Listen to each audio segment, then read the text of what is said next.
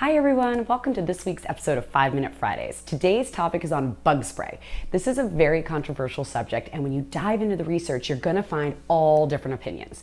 When it comes to which products to use, everyone is going to have different comfort levels. So I will lay out the facts and you can decide what makes most sense for you and your family. First, how do insect repellents work? Typically, the repellent gives off an odor that the bugs want to avoid, which will confuse or discourage them from landing or crawling on the treated area.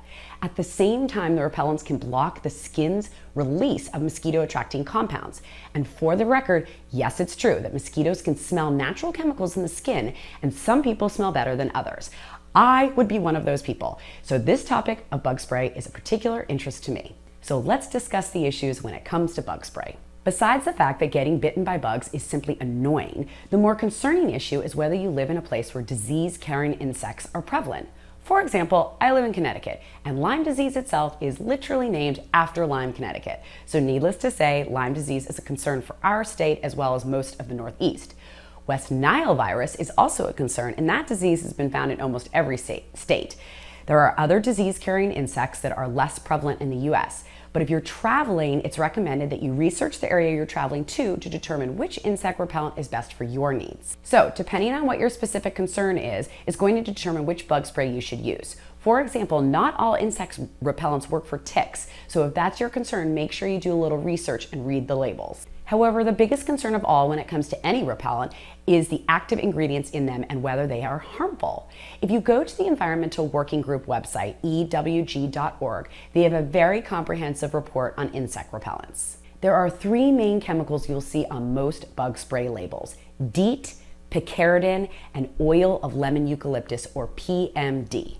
There is so much conflicting information about all these chemicals, but the most controversial is, of course, about DEET. So let's talk about that for a second. You will notice on all labels it lists a certain percentage of the active ingredient, such as DEET.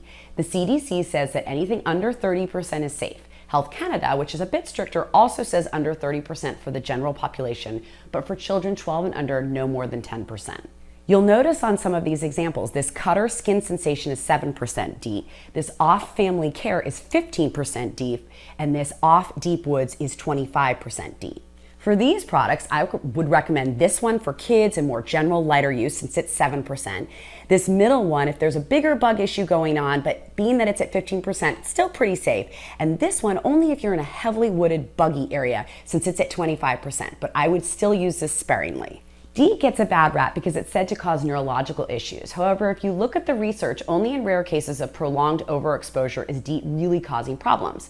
I would not suggest using it all the time as it is an intense chemical, but in certain circumstances, if you're following the direction on the bottle and using the appropriate DEET percentage like we just talked about, one could argue that the risks of using DEET are lower than the risks of getting bitten by a disease-carrying bug. The next chemical you may see on other bug spray brands is Picaridin, which is what you'll find in the Avon Skin So Soft Bug Guard products. Picaridin appears to be a great alternative to DEET, as it seems to have a very similar repellent properties without any of the negatives of DEET. This chemical hasn't been studied as widely as DEET, and it's harder to find, but it appears to be a great choice. I put a link in the blog post of this product since it's not something you can easily find in a drugstore. The third chemical is oil of lemon eucalyptus, which is often listed as p-methanediol or PMD. Products that use PMD will likely use words like botanical or plant-based, like this Off Botanicals product.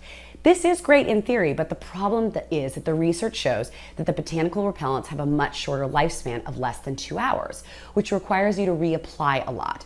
Also, the chemicals in these products aren't free of some issues as well, so it's not recommended that you use these products on kids under 3. So with all this confusing info, what should you use on kids? The recommendation is not to use any repellents at all on children under 6 months and instead use mosquito netting and clothing to cover them up. If you're using products containing DEET, they say from ages 6 to 24 months, use DEET under 10% and only when bug risks are high. From ages 2 to 12, use DEET under 10% and limit to less than 3 applications a day, avoiding prolonged usage. It's also suggested to put the repellent on your hands first and then apply it to your kids so they don't get on their hands or near their eyes and mouth. Once you've done this, make sure you wash your hands thoroughly.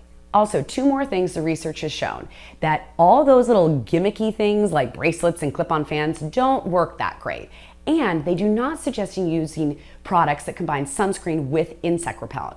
For one, studies have shown that DEET decreases the SPF of sunscreens. And if you're reapplying sunscreen regularly and it has DEET in it, you are likely going to be putting too much insect repellent on yourself throughout the day. So my conclusion is, in general, if you're in an area where disease-carrying bugs aren't an issue, then go for the lighter botanical stuff. But if you want to repel the insects that are of concern, using products that contain DEET or Picaridin might be necessary. Just use only as needed and make sure you're looking at the labels to understand what percentage of DEET is in the products you're using. I hope this was helpful. Wishing you a bug-free summer, and as always, thanks for watching.